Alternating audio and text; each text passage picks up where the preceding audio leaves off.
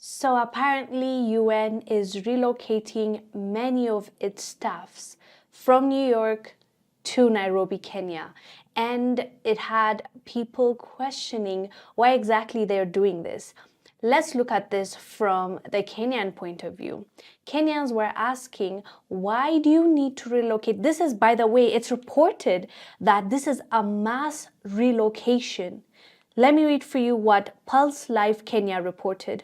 They wrote, this strategic move aiming to place the agency closer to the communities it serves has sparked concerns among many of the affected employees. About a quarter of the staff in the New York office will be affected. A quarter of the staff that is based in New York is going to be relocating to Nairobi.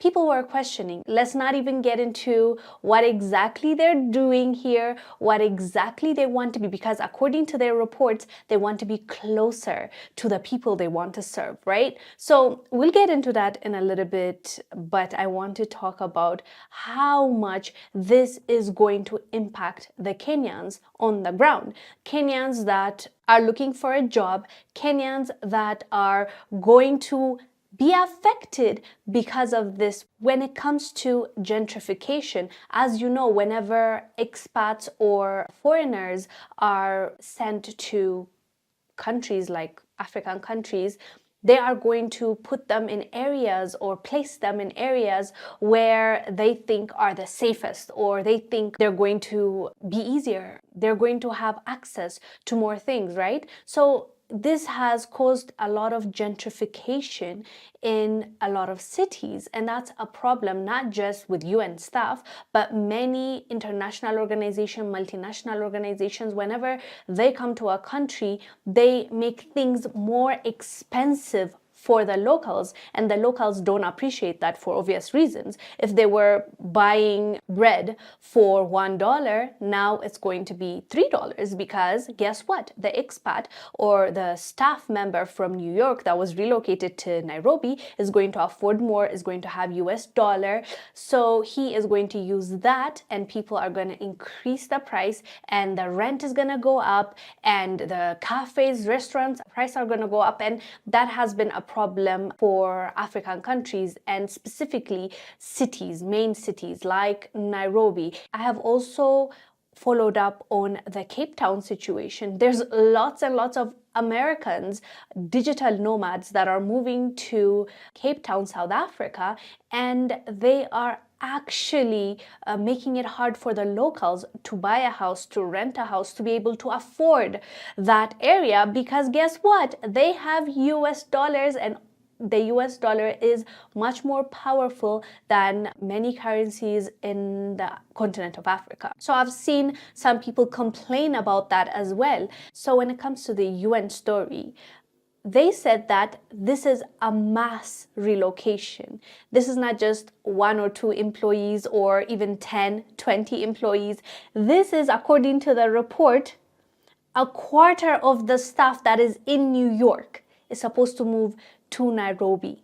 This is huge. This is a lot. Now let's get to the second point, and the most important, I would say. This point is the most worrying and sinister one, because why are they all of a sudden interested in having more of their staff members closer to East Africa and the neighboring countries? As you know, there has been a lot that has been happening in the Horn of Africa, East Africa. Countries are going at each other's throat. Countries are fighting. Presidents are accusing each other left and right.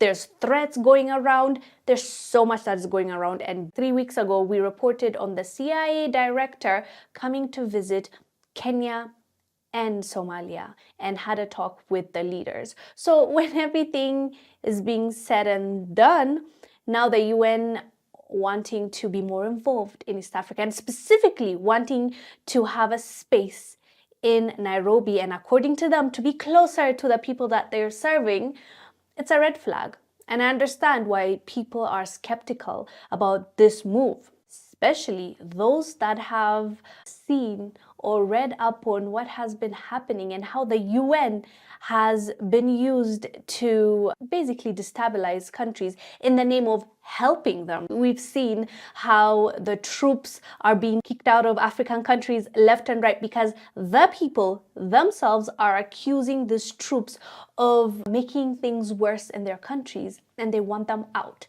In this day and age, when we're fighting to kick out foreign troops, foreign agencies, NGOs, these organizations that are promising us the world, but in fact, in reality, what we are seeing is our situation getting worse.